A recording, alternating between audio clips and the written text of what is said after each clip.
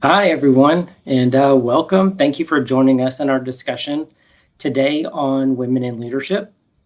We're proud to partner with Fairygodboss, a career-focused platform that empowers women and supports professional growth and equity to bring this webinar to you today. Quick introduction, my name's Brett Ritter. I'm Director of Culture Initiatives here at Howard Hughes, and I'm honored to be moderating today this panel of amazing women in leadership here at Howard Hughes. So before we get started, just a few quick housekeeping tips. This session will be recorded and shared with all registrants. During the discussion, we would love to hear from you. So we hope that you will use the stage chat on the right side of your screen. Feel free to pop in, add comments, questions, and our panelists will answer them as they come across as we have time. While we're waiting, we'd love to hear from everyone and know where you're dialing in from. So let us know on the right side of your screen in that chat box. Feel free, if you're comfortable doing so, send a message in the chat saying, hey, and tell us where you're joining from. I'll be monitoring that as a little bit as y'all start putting in where y'all are coming in from. Just want a quick introduction of Howard Hughes. As an employee of Howard Hughes, people always ask, what do we do? And I always say in our simplest form, we build cities. We manage and develop some of the most sought after master plan communities in our country. And we have some leaders here from those regions as well as from our corporate office. As Director of Corporate Initiatives, I appreciate our partnership with Fairygodboss and this platform that they've created for elevating women. One interesting fact about our workforce here at Howard Hughes that I'd like to share with everybody is we have over 50% of our workforce is comprised of talented and driven women. So just a little bit about Howard Hughes and where we are. I see some people calling in from Las Vegas. We have people in Las Vegas as well, a region in Las Vegas. I see some Scottsdale. I see some Woodlands. Hello from New York. Hello from Texas. Hello from Lexington, Kentucky. Great to hear y'all and see y'all joining in. Just give them a few more moments for people to join in from the chat. Hello from Miami, Florida. Awesome. We got some Chicago suburbs chiming in. Hey, Margot, how are you? Got someone from Howie's. I love that. Broadcasting live from our Howie's here in at our corporate facilities. All right, we're about 3 minutes in, so I'm going to go ahead and get started. Start introducing our panelists. So we only have an hour, so we'll get right to the panel. So please join me in welcoming. We have with us today Kate Kaminsky, our Chief Operating Officer from our Arizona region, where she drives operational excellence, strategic growth for our Trailblazing region and one of our MPCs, our master plan communities. We also have Gautami Palenki with us, Senior Vice President of Sustainability and Strategy. She's located in our corporate office here in the Woodlands, Texas. Gautami leads our initiatives that integrate sustainability, equity, and governance into our company's operations. And then last but not least, I'm excited to introduce Jenna Taylor. Jenna Taylor is our Vice President for Regional Finance in our Houston region. She serves as a trusted business advisor and financial lead for regional operations team. She leverages our financial and operational data insights to facilitate key decisions and drive continuous improvement. So welcome all of you wonderful ladies. Let's start with some introductions from each of you, sharing a little bit about your role in your journey here at Howard Hughes. So Gautami, how about I start with you? Sure. Hi, everybody. I'm so excited to be here. I also see some of our peers in the group, so thanks for taking the time to hang out with us and everyone else. My name is Gautami. I've been with Howard Hughes since May 2021, so just coming up on 4 years. I was privileged and honored to set up the sustainability department for the company, and I've really enjoyed getting to know everybody, all our regions, and all our business segments. If you didn't pick it up from my accent, I grew up in India. I always celebrate being Indian and carry a part of it with me. I hope I can share some of that on the call today. In the last 18 years of my career, I've worked on various aspects of real estate, whether that was sustainable architectural design, sustainability-related technology, and most recently with Howard Hughes sustainability strategy.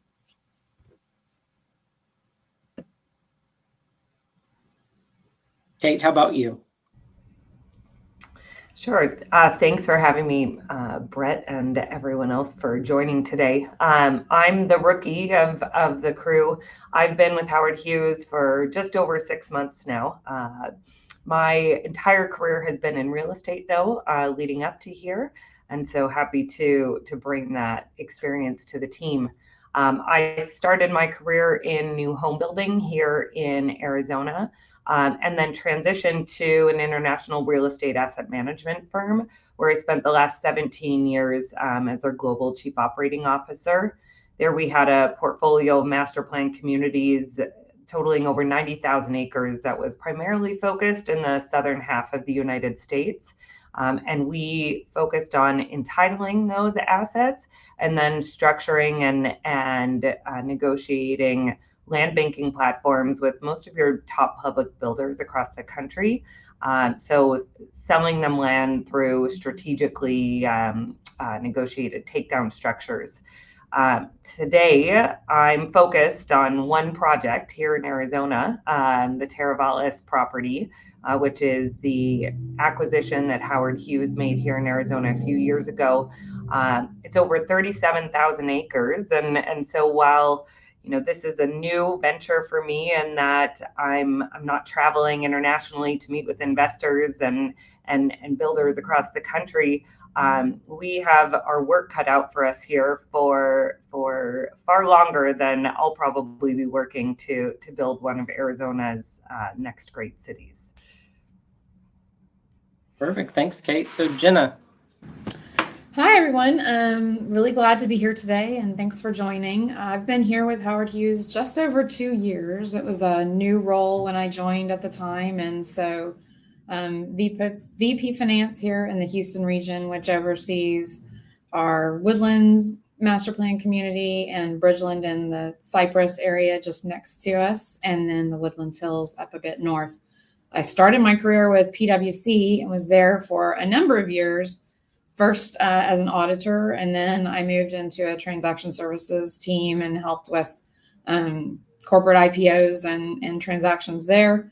Back into auditing, and then worked in industry in a number of roles, including technical accounting, financial reporting, corporate controllership, and now in this recent role, I've moved in more to a business-facing finance role, which has been really interesting and rewarding. Just to be more on the front edge of the business as opposed to the back office perspective. It's all been super great and has made me a bit of a jack of all trades. I don't want to say master of none. That's a little bit too self-deprecating, but definitely, or a Jane of all trades. But it's been great being here, and it's a great group of people we work with, and I've really enjoyed it.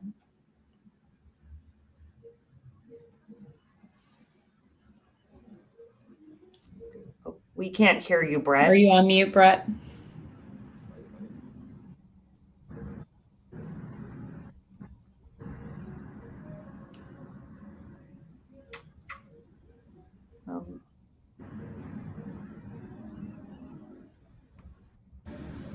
Uh-oh.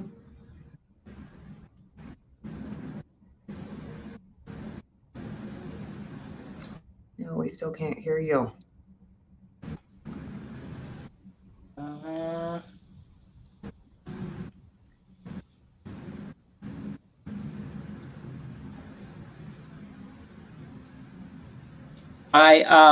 There we go. You're back. Okay, I didn't change anything, so thank you backstage. I appreciate you. We have support backstage, so somebody is definitely helping on that one, and I'm sure my ears are red. So thank you, everybody. So real quick, I was gonna just highlight for the side comments for anybody who wants to add questions. Please submit your questions on the chat to the right side. If I kind of break this down today, how we're going to present and interview our panelists today, we're going to look at kind of 3 sections. So advice for aspiring women leaders, our work-life balance, and kind of well-being. And then we'll wrap up with questions from the audience and have any final remarks.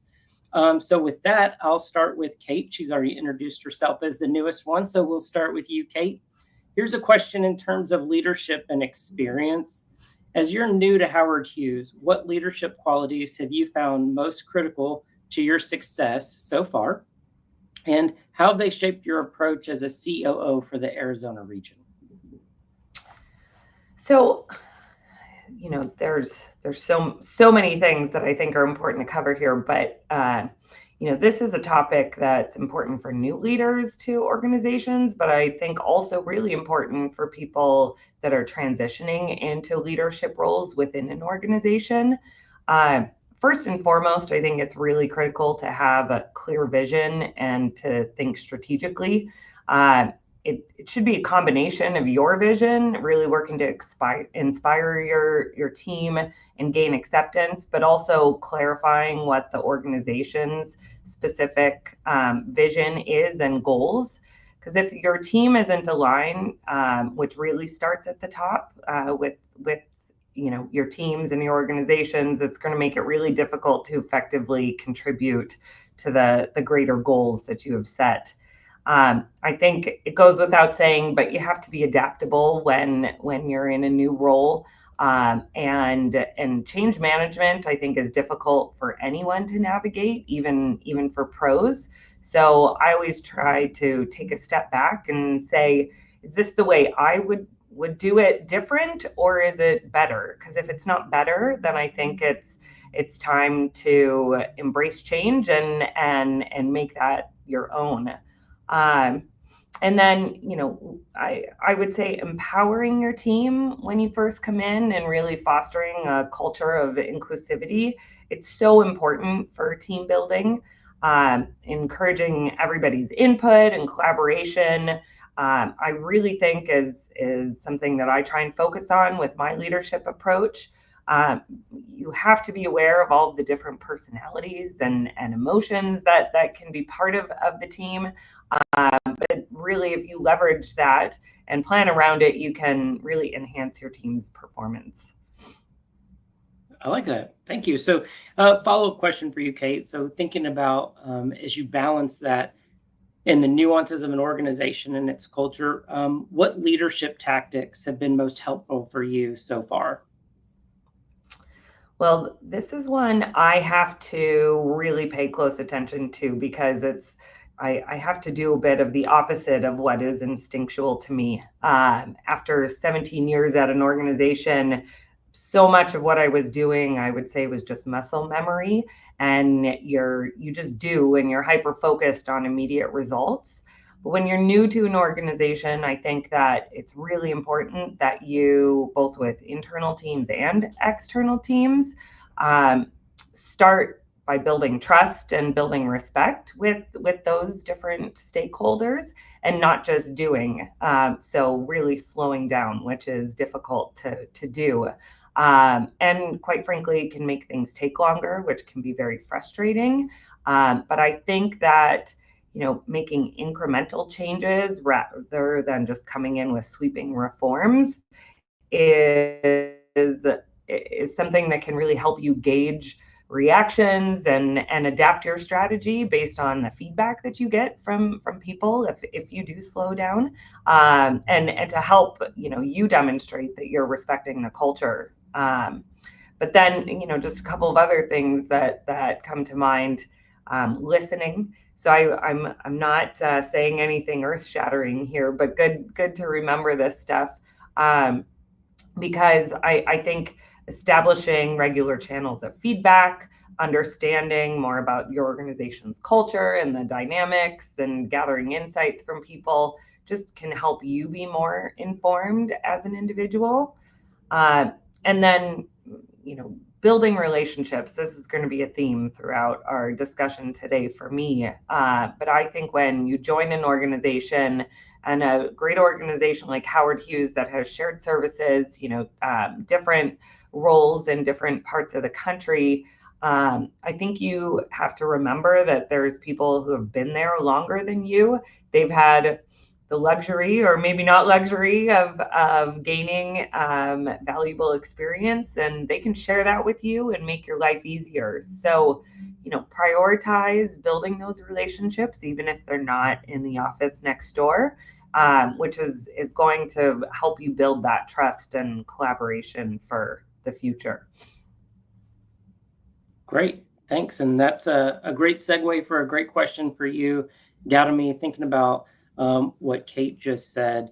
As one of our longest tenured employees here at Howard Hughes, on the panel, what practical advice would you share for people who are looking to build those strong networks and gain that visibility? So, Kate talked about really listening. How would you go about building those networks and gain visibility in a corporate environment? I think for anyone to build a strong network or gain visibility, what's really important is to stay curious. So I would encourage anyone and everyone to stay curious and continue staying curious. It's definitely worked well for me so far. It's helped me explore new ideas, meet new people, and engage in a conversation that broadens my own perspective and thinking, right? I am a sustainability professional and person.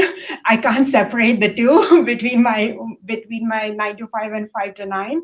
And so, to think about it from a different point of view, it's always been helpful to be curious and ask the question why someone thinks about it differently, as an example. I think today, as we think about life beyond COVID, we're thinking about building networks, not just in person, which we did quite a bit of, but also curating a digital presence. And so I was speaking to my colleague here, just this past week, and Sarah was telling me, how LinkedIn could be your growing portfolio of work, thought, and personality. You can only say so much on a black and white resume, but when you have the support of a social platform, for example, LinkedIn, you can post a video, you can post a picture, you can say more about what you feel passionately about. And I think that lends itself to building a network or a tribe of similar people, or maybe even not similar people, who are curious about why you think a certain way or why something was important to you. So I would say stay curious, build credibility, and the network will follow. Thanks, Gautami. And as someone who's a subscriber to your LinkedIn page, I can definitely tell you I've learned a lot just about our culture even before I started at Howard Hughes. So thank you for that. So Jenna, I'm going to kick this one over to you. What challenges have you faced throughout your career, and how have you turned those challenges into opportunities for growth and advancement? Yeah, I would say really early in my career, my first big challenge was just kind of finding my voice. And by that, I mean lots of things, like developing the confidence to speak up as like a young one right out of college, and in an auditing profession where, you're generally kind of some of the most hated people in the business world as an auditor. So learning to have that thick skin, charm people, even though I'm not necessarily the most welcome person there. And I learned in that very early on, as Kate said, relationship building with clients, with peers, that was really where it all was about. And so building those networks, the relationships, learning when to kind of pound the table with a loud voice if you needed to have it, versus when to speak softly and move slowly. Those were really some of the first lessons that I learned in that public accounting environment. I would say another big one, and I know this comes up for all people in all walks of life, is the work-life balance, I'll say, because that's kind of the term that we tend to use a lot of times, but learning that it wasn't in fact a balance in the equality sense of the word, where some days, I worked till 9, 10, 11, 12, 1.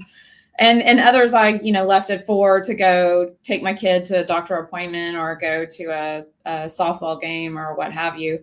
Just learning to navigate that and giving myself permission to do what made sense for me, and teaching those that I worked with that they could trust me to get the job done. So thankfully we work in an environment these days that's really flexible. And I think some of the technology changes and how we leaned into it during COVID definitely have enabled some of that, even more so than when I was first starting out. But those are really my two biggest things. And then I would say part of that balance was learning that I had to also take care of me, not just others. That there, at some point, I was running on fumes and had to figure out how to work myself in there and just give myself the gift of time every now and then. So those are my biggest challenges. I think that's great advice. Always making sure we take time for ourselves as well. Jenna, that's a great call out. Thank you for that. So here's a question for each of you as we think about how you have demonstrated remarkable leadership in different capacities. Each of you are from different fields. So what strategies have you found to be effective in breaking down barriers in leadership roles, particularly in male-dominated sectors? So Gautami, I'll start with you first on this one.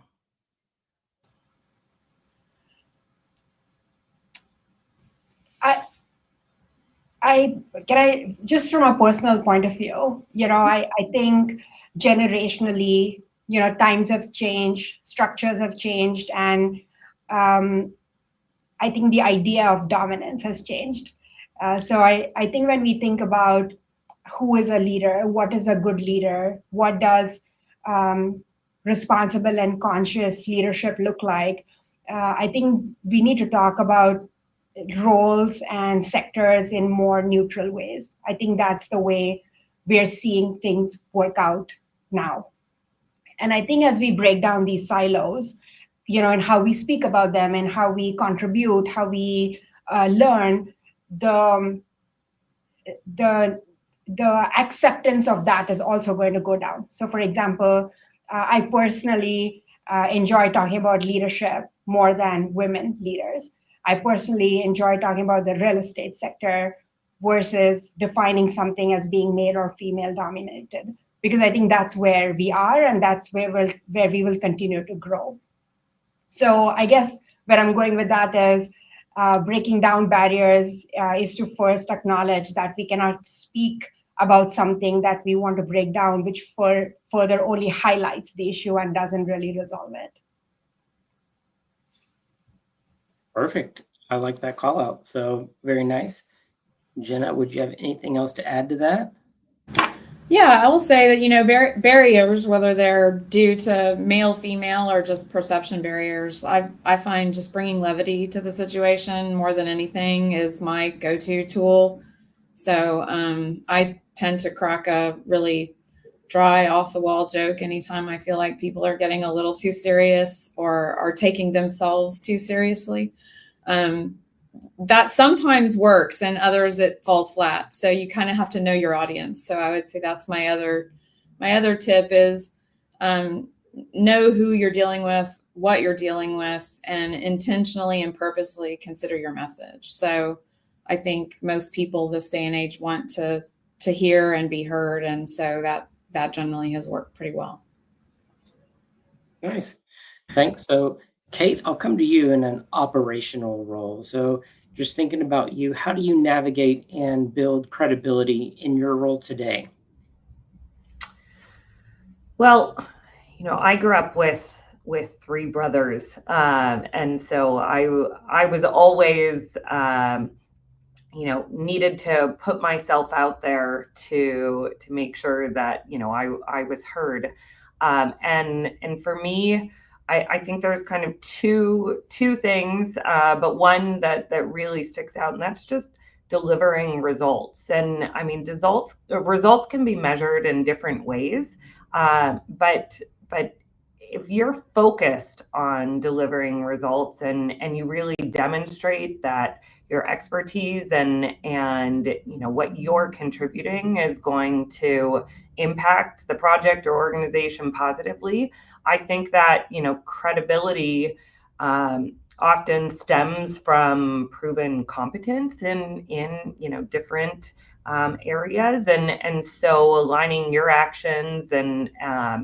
ensuring that you're delivering results on the goals that are set is crucial, and then that credibility will follow. But I've also found in my experience that building trust can really start by leading by example. I think being accountable, operating with integrity and professionalism, those are things that people say all of the time. But if you really live by that, and your actions support those words, you're not just saying it because it sounds good, I think that you are going to have instant credibility amongst your team and your peers. And now they're going to, want to do things alongside you. So really putting your money where your mouth is, so to speak, is important. Perfect. Thanks for that. So thinking about, putting your money where your mouth is, Gabby, I'm going to come to you and ask you a question. In just terms of challenging the status quo and thinking about pushing for a challenge, or can you share a challenge that you've had to challenge maybe the status quo, and what was the outcome of that experience? Sure, Brett. I don't think I realized this, but when I took on sustainability as my career path, focus, and goal, I didn't realize I would be challenging status quo every single day, every single email, every single conversation I had. So between sustainability and technology, I think driving change is really the goal and the intent of everything we do and every program we create here. So I think it's been a part of every conversation, and it's really taught me to be resilient, be pragmatically optimistic, but definitely resilient through the process. Um, I think when we think about sustainability, it's really a global conversation. And while the opportunities and challenges are pretty much the same everywhere, all over the world, the carrots and sticks may be different about why someone might take a certain effort or a sustainability related initiative. So what that's offered me is really a conversation with people across the world, learning about cultural inclinations and persuasions that drive sustainability or technology adoption. And really, I think a way of challenging status quo is that more often in these conversations, I hear no than I hear yes. And so to understand why someone is coming from a perspective of no is as important as convincing them of how to change that to a yes. So I guess when we think about pushing for change, challenging status quo, we have to be credibly sound in why we want to have a certain thing be different. We need to back it up with evidence of how it will positively impact once the change is made, but also be fully aware about the opposite or the opposing conversation so that you're respectful in that conversation and you progress forward. Nice. Thank you for sharing. So we'll move on to another section, different types of questions. So as we move into mentorship, I know that's an important topic for our audience in Fairygodboss, so something we want to learn more about. So Gautami, I'm going to stick with you since I already have you.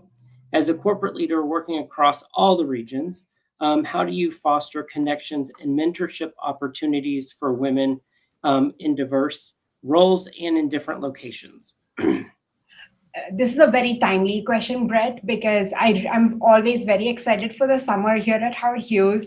We have our aspiring and budding group of summer associates join us, and the energy they bring, the smiles they have, and the adult clothes on babies is so cute. I love it. So I'm always looking forward to the summer associate program, which brings together a very diverse group of students, all interested to learn about different aspects of real estate, whether it's sustainability, finance, operations, assets, design, development.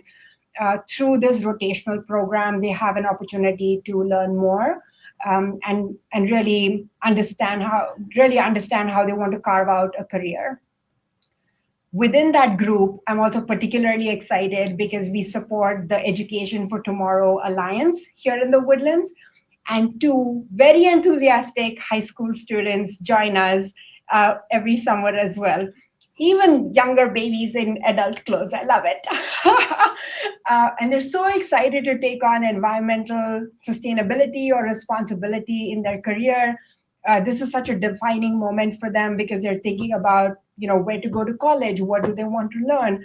And they can engage with, over several hundreds of professionals here at Howard Hughes to see if there's someone from that particular school or that particular course to really learn more about it before getting into that path that they think would be best for them.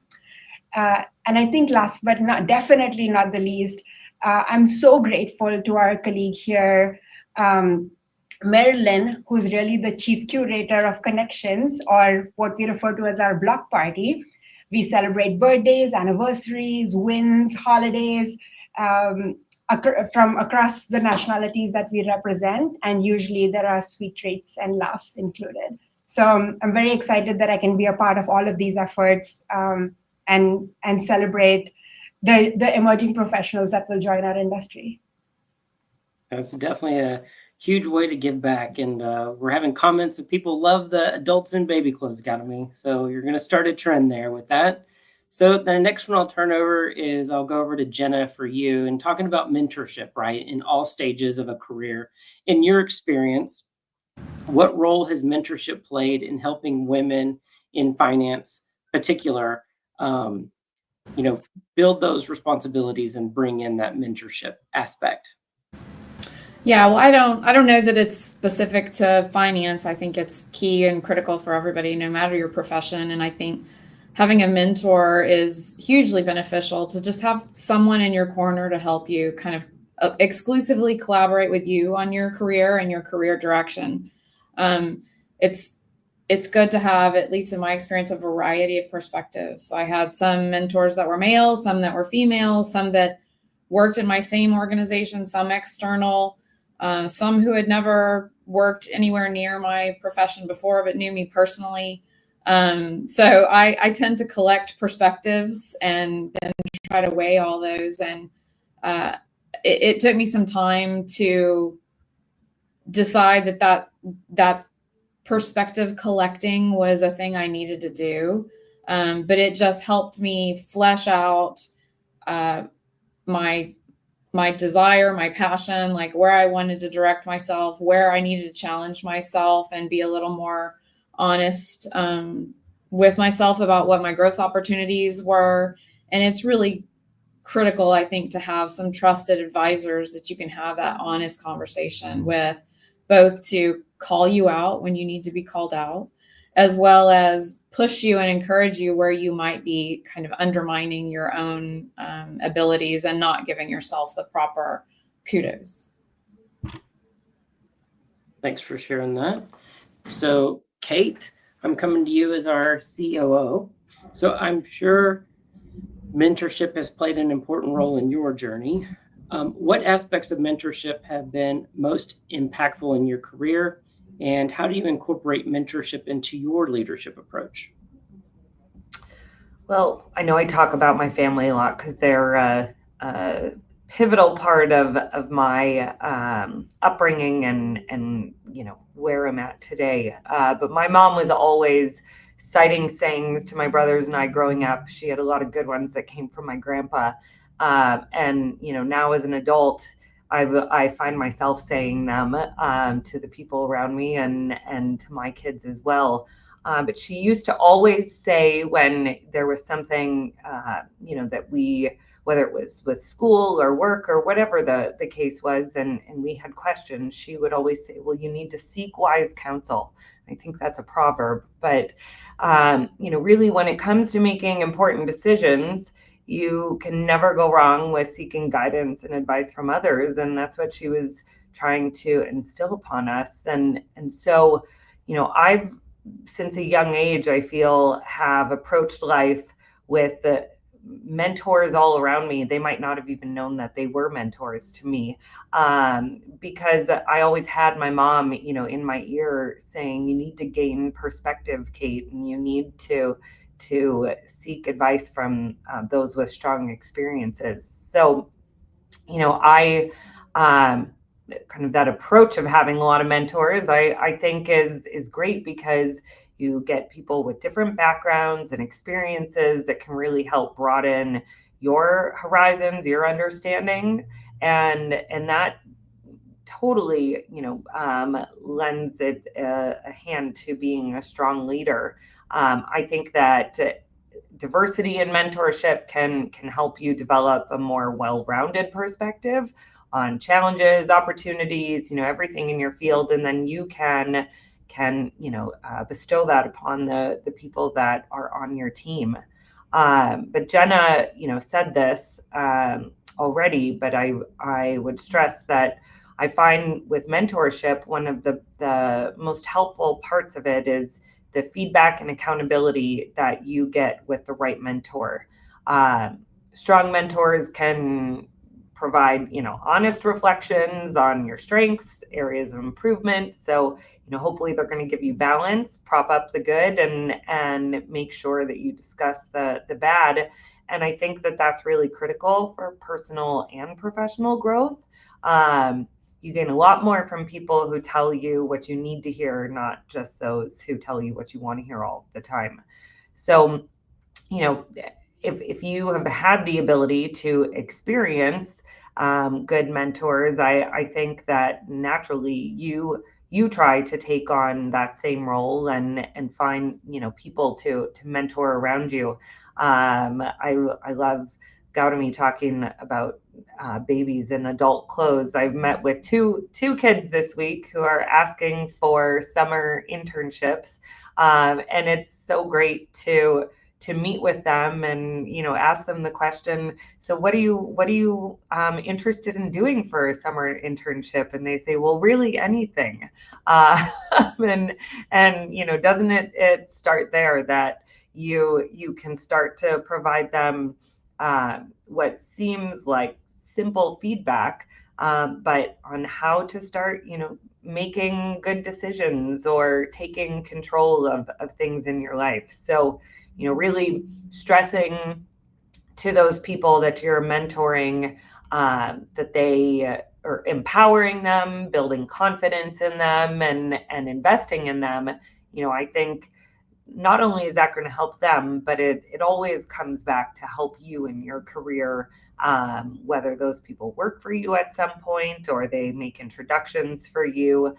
It's just such a critical component of being a leader and being strong in business to invest in that for yourself and for others. That's awesome. Thank you for that. So thank you to the three of you for that great advice on mentorship. So let's take a step in another direction and talk about advice for women aspiring to be in leadership roles. So to you all, looking back at your careers, what advice would you give to women leaders who are currently facing challenges or self-doubt as they work their way into leadership roles? So what mind shift has helped you the most? So, Kate, you just finished. I'll come back to you if that's okay.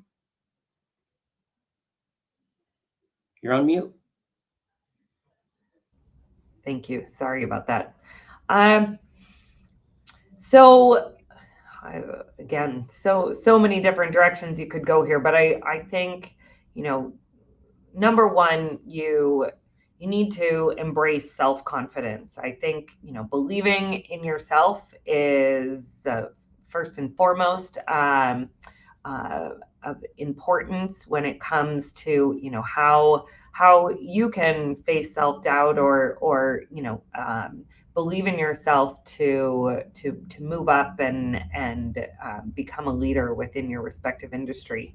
I think that you have to remember that your unique perspectives and your experiences, as we were saying before, diversity and experience, it brings so much value to organizations. And so don't ever downplay that, because others certainly don't, as long as you speak up and present that.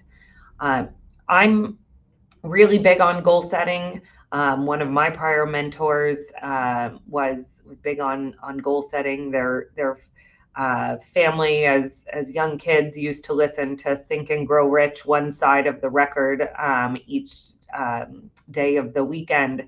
And that book it's a short read, but it's all about goal setting and how important it is. And I think, setting clear, achievable goals helps you maintain focus and motivation to achieve those goals. So I highly recommend writing them down, talking to people about them, and then, celebrating your progress along the way, because at least for me, that always tees it up for me wanting more of that, and helping to gain that confidence that I was discussing. But I also think that, you need to make sure that you advocate for yourself, which I think women are not very good at doing this. Maybe not generally, but definitely I think in male-dominated fields, it's proven that women are not quick to ask for new opportunities, promotions, raises, even when they've earned it. So I think it's important to articulate what your value is, be a bit of a self-promoter, to help advance yourself in your career. That failures that you might have had, those are just opportunities for growth. You need to be persistent and put yourself out there. Thanks, Kate. I like that. One of the things you also talked about is taking that time to congratulate yourself on your wins as you excel and accomplish those goals. Jenna mentioned that as well earlier. Jenna, what are your thoughts on helping people who are facing challenges or self-doubt as they work into leadership roles? I would say kind of two main things. First, like embrace those fears and kind of lean into your growth areas. It's not going to help your confidence to shy away from the things that you're not good at, but you need to go in, lean in, and develop them. One of the most bold things I did in my career was, as a 25-year-old, still a baby in my long-term career perspective, I had an opportunity to move abroad and work in a different group within PwC, and I'd never at that time gone anywhere but Mexico. So I stepped on a plane and flew to Switzerland and lived there for 2 years, just setting foot off the plane, not speaking German or any of the things, and picked all that up and learned it on the fly. And it was one of the most formative experiences of my career and my just personal life as well. And I was so terrified to do it, like just wanted to bury my head under the pillow. So it did so much for my sense of self to see that I could do that really difficult thing for myself. And I came out on the other side stronger, better, more confident, and just overall feeling more well-rounded. The other thing I would say is just be authentic. Like, I think that authenticity is something that, male or female, we probably all struggle with just due to insecurities or what have you. And I find that if you just bring your whole self with all of your fears, insecurities, confidences, warts, quirks, and genuine like care, compassion, empathy, all of that to the table, it allows people to see the whole person. And that is what enables you to build better relationships, which in turn makes just your everyday work life more productive and rewarding. So. Awesome. Thanks for that great advice as well. Another section that we talked about moving into, just being cognizant of the time, is kind of thinking about our well-being. We had a question in the chat as well, thinking about this. So Gal, let me ask you this question first, but how do you prioritize your personal well-being while managing your demanding role? So what strategies have you found effective in maintaining a healthy work-life integration? I think from today's deeply insightful conversation, I walk away with 3 principles: embrace, empower, and enrich. And so I think no matter what we're facing on a day-to-day, and we face a lot, I think the first thing is to acknowledge something is happening and embrace it. The second is to empower ourselves or the person causing this to really acknowledge that there is something here that needs to be resolved, discussed, and move forward. And then enrich, right? Like look back and see what did we learn? How did we benefit? What can we do to mitigate, avoid, or manage a similar situation that comes up? And while those might seem, fairly, understood or acknowledged, the way I think about it is, I have a 3-year-old, and she has taught me to embrace, empower, and enrich on a daily basis. She lives in the present, and she has taught me to do so too. So right now we have to do this, and we are going to do that. So there's no point in me trying to think about what else can be done. And so I'm fully present in my 9 to 5, and I'm fully present in my 5 to 9. Sometimes one is more difficult than the other, but I think being fully present has really helped with the next steps. It's also helpful to have a very equal partnership at home. And so there are no gender specific roles or gender specific chores. And I'd love to set that example for my daughter as she, brings about a new generation with her. A strong community has really helped me through life. I don't live in the country I grew up in. My parents are a 28-hour flight away.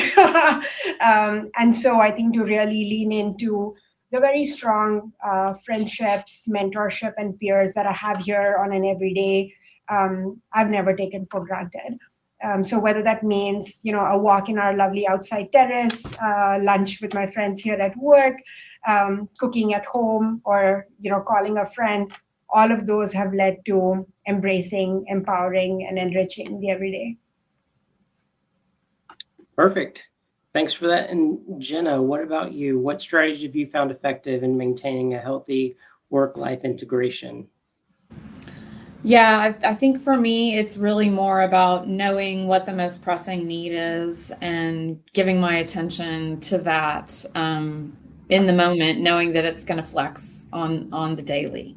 I do think, like Gautami said, when you are at home or with others outside of work, you need to be fully present in those moments. I just have had to use a much more fluid divisor of when I'm focused on work and when I'm focused on personal. But the other thing that I really had to learn to do, as I mentioned earlier, is give myself permission to take care of me. And that's a hard thing to do when I think a lot of us, our nature is to be caretakers of others. And so I was taking care of work at work and then going home and taking care of family and things at home. And I was the one suffering in that equation. And so it's that kind of cliche of the oxygen mask on the airplane, where you really do have to prioritize yourself, or there's nothing left to give others anyway. So what I try to do, and sometimes my capacity to execute is not always there, but I'm most successful if I just get up early in the mornings. And I know some people are night owls. I am definitely not, but I usually can drag myself out of bed early. And some days that looks like getting up at 4 a.m. and working at 4 a.m. Some days it's just getting up at 5 and reading a book or doing some yoga or going to work out. And honestly, some days it is sleeping in. But I've learned I really have to take that time for myself to feel centered. And it's the gift I give myself. And then I have a better capacity to be fluid and integrate, as you said, more effectively. Thanks for that. And then keeping with the same topic, Kate, I'm going to grab that person's question from the chat. Somebody as an characterizes themselves as an overachiever. Their question for you or for us would be, as they've learned to do a little bit of the better of balancing of that work-life balance, how do you understand or know or gauge when enough is enough and not having that guilt, that as they describe, of not having that guilt when you feel like you're not doing more? That's what I would gauge. I read that question and I thought it was directed right at me, because I feel like I have, direct personal experience with this, and I am definitely in I should practice what I preach scenario here, because for most of my career, I have struggled with any sort of focus on personal well-being and work-life balance. For me, it was just focus on doing good work, producing results, as I said earlier, and getting ahead. And so I really prioritized my career, which some of that I would say, I need to give myself a break. I didn't have children until later in life, and so I had more flexibility. I now have 2 little kids, and they really force some of those behaviors on you, and it's amazing that they do without even realizing it. But maybe let me answer the question kind of in 2 different ways, just because we are talking about leadership so much on the call today.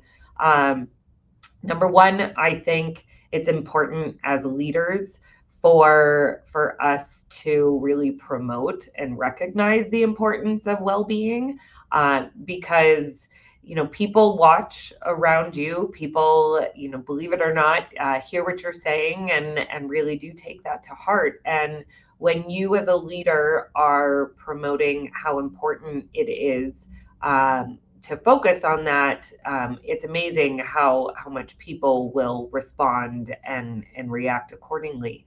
And so I think that it's great to schedule downtime, try and stay connected with others. Little things like making sure you're delegating and empowering others. You'd be shocked how much time that can put back on your calendar, which just helps kind of bring the stress levels down. But so as a leader, that is something that I think is really important for you, not just for yourself, but to impose upon the people that are working for you, because you'll see that organically start to permeate throughout the organization. But I came from an environment where we had employees around the globe. I could work 24 hours a day, and there was always someone that reported up into me that I could speak to. And so I did try and work 24 hours a day, and I did it for a long time successfully. But your brain needs to regenerate and restore, and it needs rest. Believe it or not, it's really good for you. And so that feeling of guilt, I think, is difficult to overcome when you believe that only focusing all of your efforts on, say, work is going to produce those results. So, much like Jenna has been preaching, and I've jotted some notes down through this because I'm going to read them to myself every day. But, you do need to take a step back, schedule downtime, make sure that you're rewarding yourself, taking care of yourself. And for people that aren't good at that, I think it's important to be intentional about it, because otherwise it's never going to happen. Time passes too fast, and you'll always find other things to do. So, regularly reflecting on what your work-life balance is, I think is going to be extremely helpful in making sure that you continue to do that. And that should, at the end of the day, all equate to a much longer, prosperous career than burning yourself out at a young age. That's definitely some great advice there. Thanks, Kate. So it looks like we have about 6 minutes left. Let's just do a quick lightning round for each of you. Thinking about, if I could just ask you one question really quickly for our audience, what advice would you give your younger self? So I know we thinking about how quick and easy it is to give that information. Gautami, I'll start with you. It's cool to be a nerd. That was super fast, and I appreciate that. So Next, I'll come to you, Jenna. I would say pursue your interests. Like, go after the things you want to do. You'll be more invested and get more out of it if it's really something that you're enjoying doing. Perfect. And what about you, Kate? I think you just need to keep telling yourself to take risks. Stepping out of your comfort zone, in my experience, has provided the most significant growth and when it happens. And so take advantage of those opportunities and take risks. Get calculated risks sometimes, but Good caveat. So I just want to say, thank you. I know we're getting low on 3 minutes. Your advice and comments, we really appreciate it. I know people are thumbs upping and reacting to the love your nerds, and then your comments, Jenna and Kate, as well. So in wrapping up, thank you to our panelists. I'm honored to work with you and appreciate that you've shared your inspiring insights. I'm lucky I get the honor to work with y'all on a regular basis here at Howard Hughes. So thank you for sharing your insights about your mentorship, leadership, and helping us and helping the callers online with that work-life balance. Thank you to everyone who's joined in. We hope through our panelists, through their authentic stories, have shared valuable insights in the importance of fostering diversity and inclusion and empowering women leaders and supporting professional growth in the workplace for everyone. As a reminder, we'll be sending out a recording of today's events along with resources to learn more about opportunities at Howard Hughes. In the meantime, please feel free to be sure to check out our Howard Hughes profile and jobs on Fairygodboss. And as well as we'd love to hear from you. So we have a feedback channel for us to improve on future events. So please head over to the Typeform tab and you can share from our screen and share your comments. It's just a quick 1-minute survey, so please feel free to share those comments back to us and help us improve for future sessions. So again, huge thank you to Gautami, Jenna, and Kate for your time today and helping us showcase your amazing leadership with Howard Hughes. Thank you, Brett. Thank you. Brett. Awesome moderator.